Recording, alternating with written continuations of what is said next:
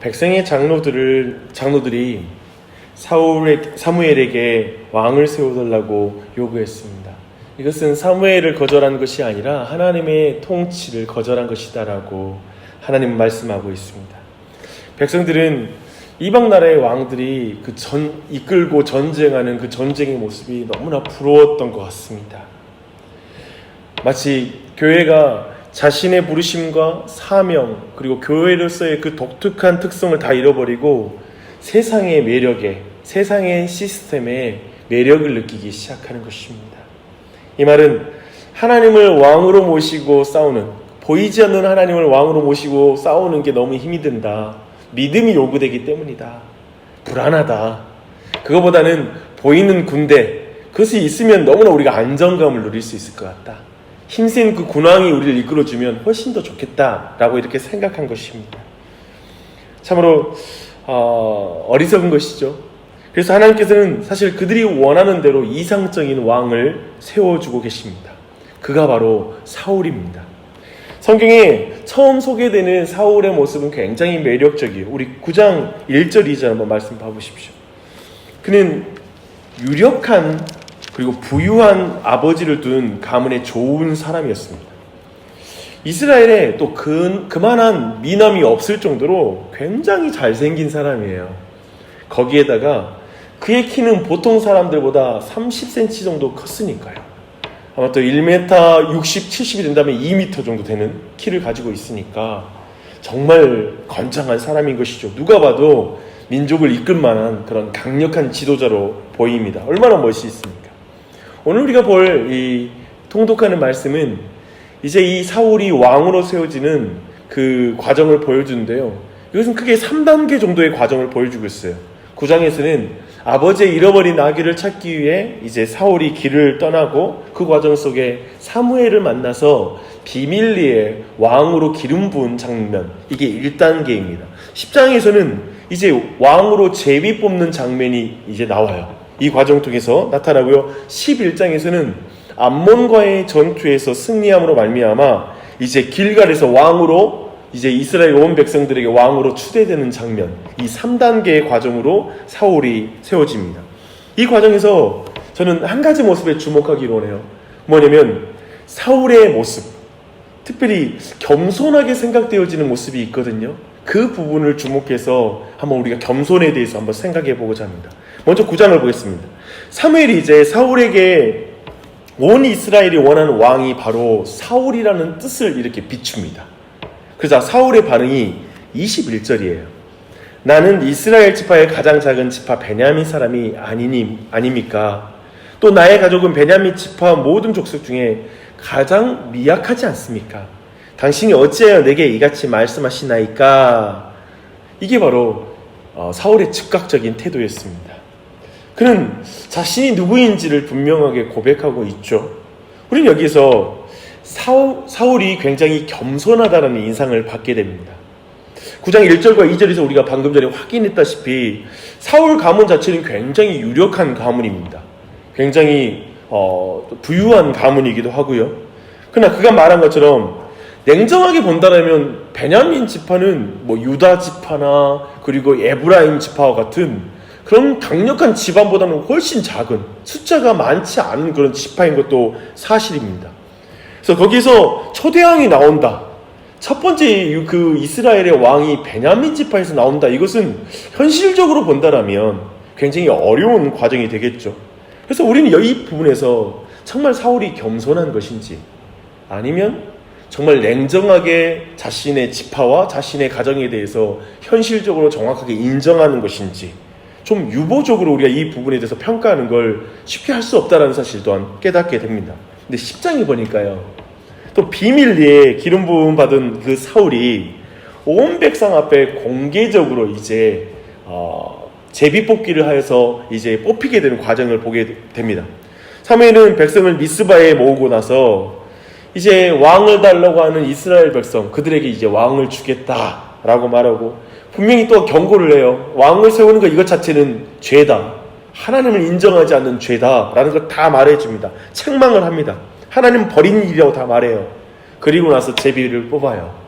그런데 하나님이 이걸 허락하셨다라는 것이죠. 제비뽑는 형식을 취하는데요. 결국 이 과정 속에서 하나님의 역사로 결국 베냐민 지파의 사울이 뽑히게 됩니다. 이제 왕으로 공식적인 무대에 등장해야 될 때가 딱 됐어요. 근데 그때 사울이 짐꾸러미 속에 숨어 있습니다. 우리 10장 21절부터 27절 한번 보겠습니다. 참 중요해요.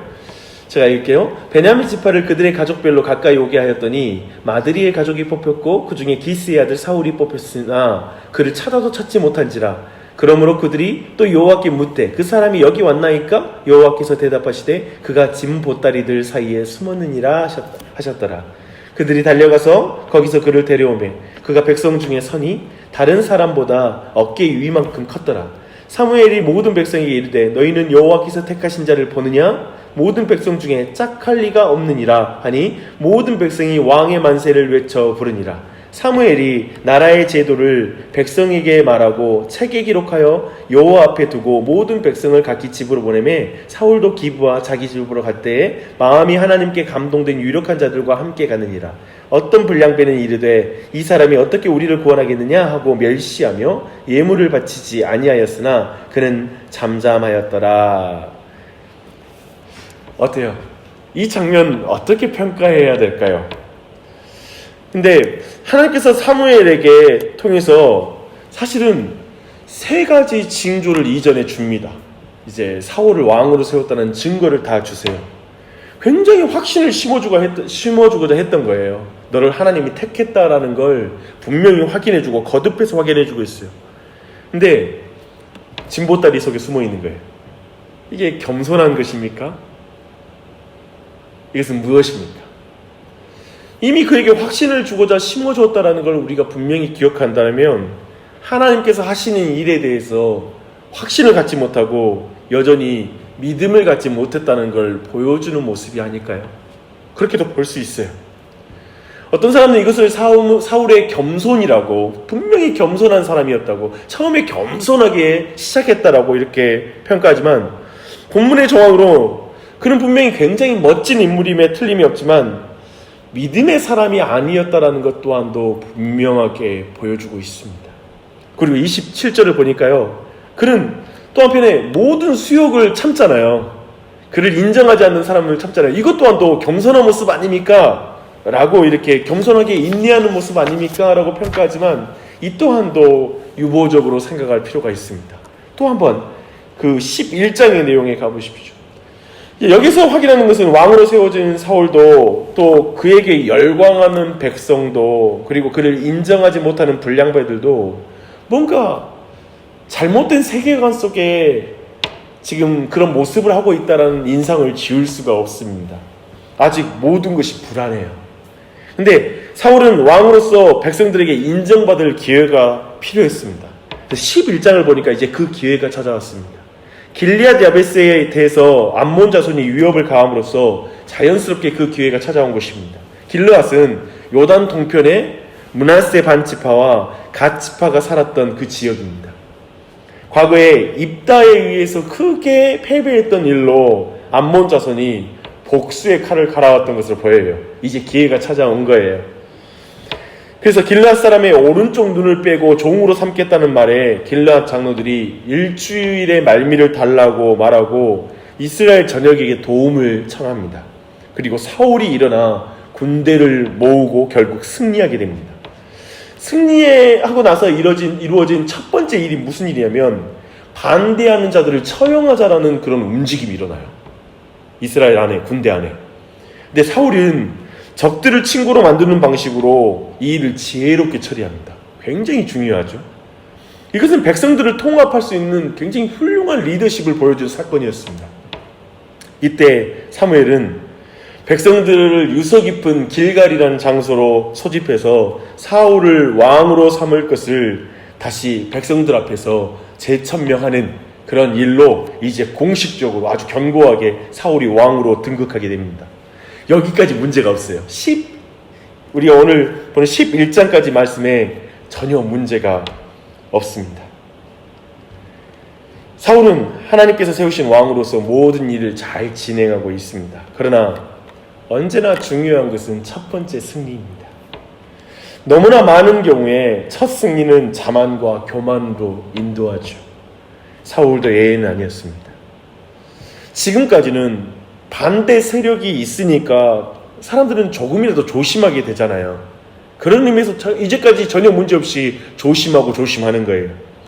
그러나 첫 승리와 함께 주어진 왕권의 재천명은 결과적으로 사울의 마음을 흩어버리고요. 이후에 이어지는 이제 전쟁 속에서는 그 흩어진 마음, 이제 대적이 없고 자기를 대적하는 사람들이 없고 견고하게 왕권이 이제 자신에게 주어졌다고 생각하자 이제 그때부터 사울은 실수하기 시작해요.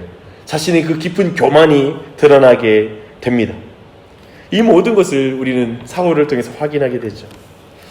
오늘 말씀 통해서 이스라엘 전체 왕으로 사울이 인정받는 과정에서 그 겸손하게 보이는 태도에서 살펴봤습니다. 우리는 이 사울이 얼마나 교만한 자가 되는지 이후 확인하게 돼요. 그래서 너무 당혹스러워요. 그래서 다들 처음 마음을 잘 지켜야 된다. 사울이 처음에 겸손한 태도를 가지고 있었다면 하나님이 계속해서 그를 존중해 주시고 그리고 온전하게 되어서 그의 왕권이 견고하게 됐을 거라는 사실을 우리는 기억합니다. 이 부분도 우리가 정말 배워야 돼요.